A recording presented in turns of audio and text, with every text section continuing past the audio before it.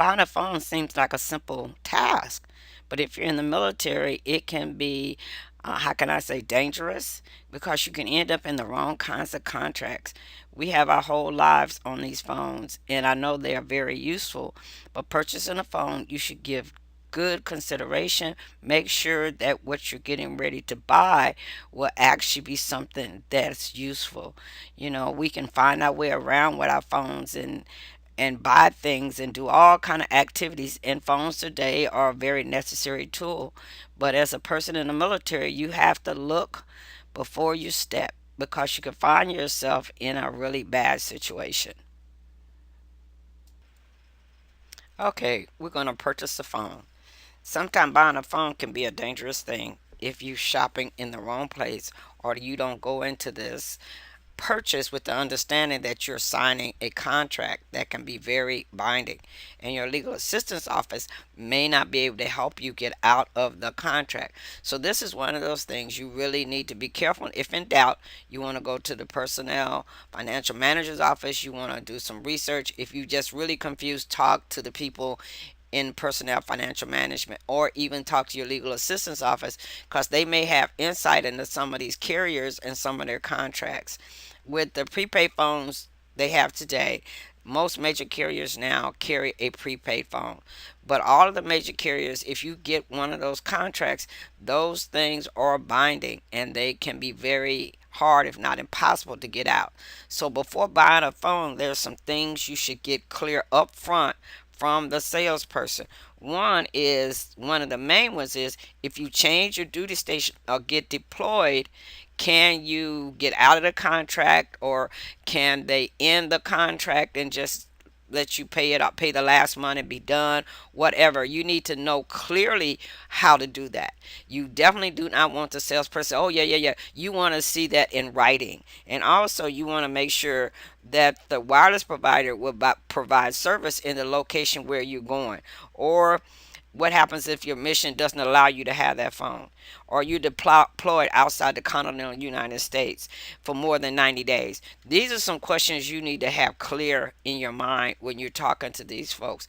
So you want to not get caught up in the new shiny phone, but you want to pay close attention to the contract and never believe the salesperson. If it's not in writing and you go to legal assistance, they're going to want to see the contract. So you telling them that the salesperson said this, that's not what's going to help you. They're going to hold you to that written contract. Okay. Do research and consider your options, the things I just mentioned at the very beginning. Make your purchase. In between the research and making a purchase, there's some little things we're going to talk about. One, features. Does the phone have the features that you want? This can control the price of the phone. Next, number of people on the plan. This can either lower the cost or raise the cost. So you once again want to consider this factor. Next, coverage map. Check the coverage map. Make sure that wherever you are, the phone actually works. A lot of times people don't check that, and they'll find that there are many places in where they're living that their phone just doesn't have a good signal. So you want to really make sure. You may have to go to another carrier to get good coverage. Shop around. Can't emphasize this enough. Ask all those questions at the beginning. Look at what you've learned about the features and how much they charge. Look at the different plans and stuff. Then, with that information in your head, you tell them, thank you very much, and I'll be back. Then you go to all the other carriers in that area and talk to them about the same things and compare prices. Don't just take the first deal that comes along that sounds good. Ask about discounts. Do they give you a planned discount for having so many people on there? Or do you get a military discount? Or whatever discounts they offer. Maybe you have AAA and they can give you whatever. But look for any discount you qualify for. Consider a prepaid plan. As I said in the beginning, this used to be a dirty word back in the day. If you had a prepaid phone, you just was not hip, you know. But now prepaid plans have excellent phones. They have good coverage now, so you're not stuck in a bunch of black zones and your phone won't work outside the city limits. Being in the military, this might be the plan to go with because you don't have a contract. You just have to fill fill the phone every month. Well, I have a prepaid plan. I have a BlackBerry. And I did not want them running my credit because I have a freeze on my credit report.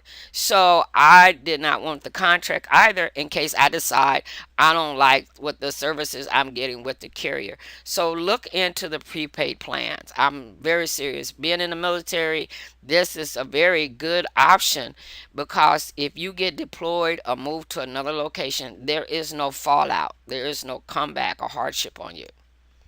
Now, this little bouncy one right here is very important. Read the contract. I know that print is small. Do not sign until you understand that contract. If it's portions in there about you being deployed or you have concerns, take it to your legal assistance department. Let them review it with you and tell you if it's something that'll be okay. Long as you don't sign on the dotted line, you can walk away and make another decision. But once you sign, you can be obligated, and the legal assistance department may not be able to get you out of it if you're deploying. Okay, going on with the buying of the phone. Know your rights. What are your rights to get out of the contract? What happens if the phone is damaged? What are some issues that can come up that may affect you? Read that contract because all of your rights as a consumer is in that contract and your liabilities because that's what they're going to use against you. Ask about cancellation policies. This is so important for you in the military because if you have to leave or go somewhere else, you're going to want to cancel that phone. You do not want to be deployed somewhere or in another duty statement and you can't use the phone and you got to get another phone, but you're still paying for the original phone because you can't cancel it. This is why that prepaid option today in today's market is so good. It used to be a dirty word back in the day, but it's not. Asked about these things. Read this crazy contract. Don't just let people sell you something. Do not sign something you do not understand. You see this little bouncy one here? Do not sign anything that you do not understand. It is a contract and you will be unavoidably bound by it. A lot of people don't understand that. Make sure you know what you're signing. The print may be small. I have a little caveat. If it's point .5 font, I figure you're a crook. If it's so small I can't read, I don't want to do business with you. And if it's 900 pages, it's got too many little caveats and legalese in there. So you want to be mindful. Do not sign.